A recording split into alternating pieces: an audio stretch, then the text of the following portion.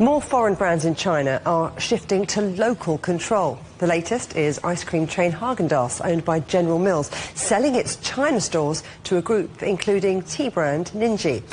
Here's Siobhan McCall. Thanks, Julia. Yes, batting off increasing domestic competition is becoming a challenge for international companies in China.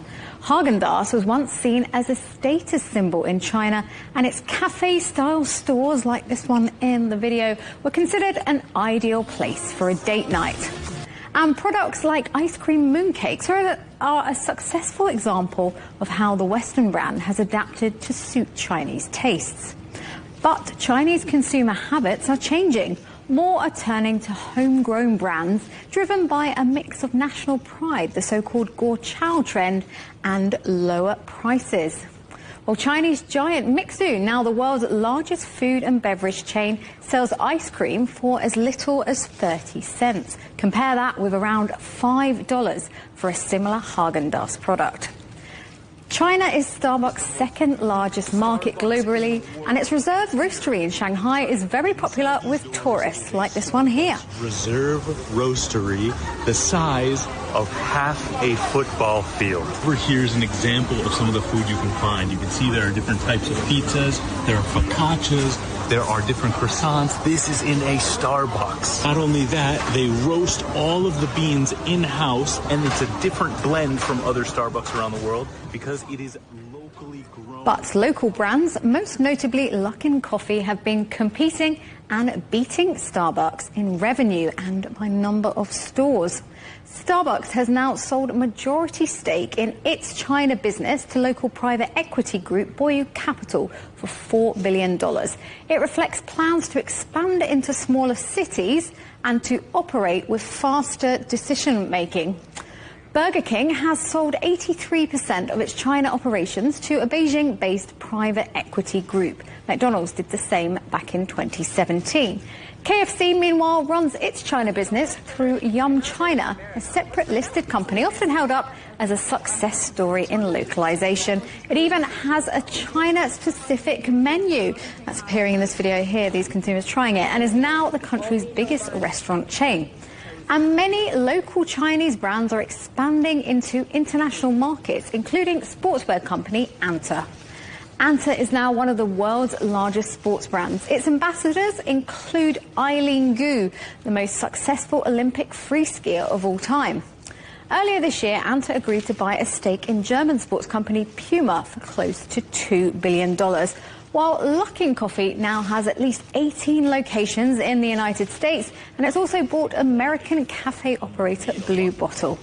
Well, Chris Pereira is founder and chief executive of Impact, a global consulting group that helps Chinese companies expand across the world. The first most important thing is the consumer trends and consumer preferences are changing.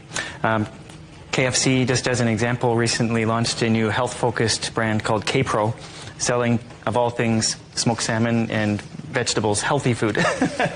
So the one huge trend I've seen recently is people talking more about their blood pressure, their health. They're thinking, is it better to eat fried food or is it better to have baked food? And these questions were almost non-existent in China when I went first to China 20 plus years ago. The second is just China's overall reform and opening up is really in a new stage of development, if you ask me, at this stage. That we're seeing, as I'm sure you've seen, many Chinese companies going overseas, and as part of that, they're learning new business practices, and the competitiveness of local Chinese companies is really putting pressure on companies like Starbucks, Häagen-Dazs, KFC, etc. So KFC and Häagen-Dazs are examples of brands that actually did pretty well when it comes to localization, but it feels like maybe that isn't enough now to conquer the China market. Yeah, I think there's different stages of localization. I guess the very early stage of localization would be, hey, you can have a shrimp burger at McDonald's, right? And localizing the flavors. I think the localization push needs to go to another level now in China and overseas, where you're doing local partnerships, you're speaking the local cultural idiosyncrasies, maybe caring more about the local city you're in, whether it's Shanghai, Hangzhou, Beijing. China isn't just China. In a certain city, there's very specific markets, even in specific districts of a city, that you need to have the insights to really get the heart of the consumer. I wonder, is there a danger that these foreign brands reinvent themselves for the Chinese market and they actually lose their international identity, and by doing that, their appeal? So localization is a double-edged sword for sure. There's always a question. So we've helped over 400 Chinese brands expand overseas, and almost every CEO will ask me the same question: what exactly should I localize, right? If I localize everything, I lose my competitive edge because I'm no longer bringing the Chinese speed, the Chinese efficiency, the various things from the Chinese supply chain to the local market. If I don't localize anything, I'm too foreign and I'm not accepted in the local market. So I think the answer is you need to hire locally.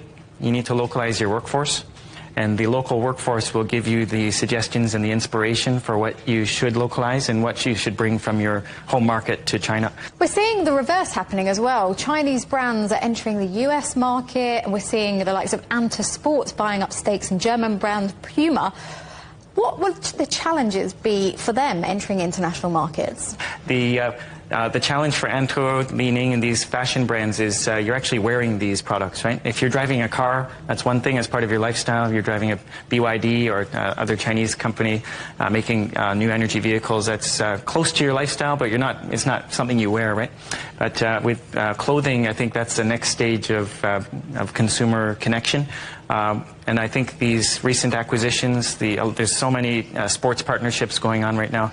TCL, for example, working with the snowboarder Guiling. These sort of partnerships, I think, are planting the seeds for the next 5 or 10 years. So young people will see Chinese companies doing interesting, fun things with the stars that they love. And as they grow up, I think you'll find that there'll be more interest in Chinese brands like Anta or Li-Ning in the future. And do you think Chinese consumers can fall back in love with Western brands? So the responsibility for this is on the Western brands to really get to know China better. One opportunity I suggest everyone take is right now it's a visa-free travel to China. You should go to Shenzhen, go to Hangzhou, go to Shanghai, grab a coffee, get to know the market better, because it's not enough just to have a great Western brand. You need to have connections and relationships in China.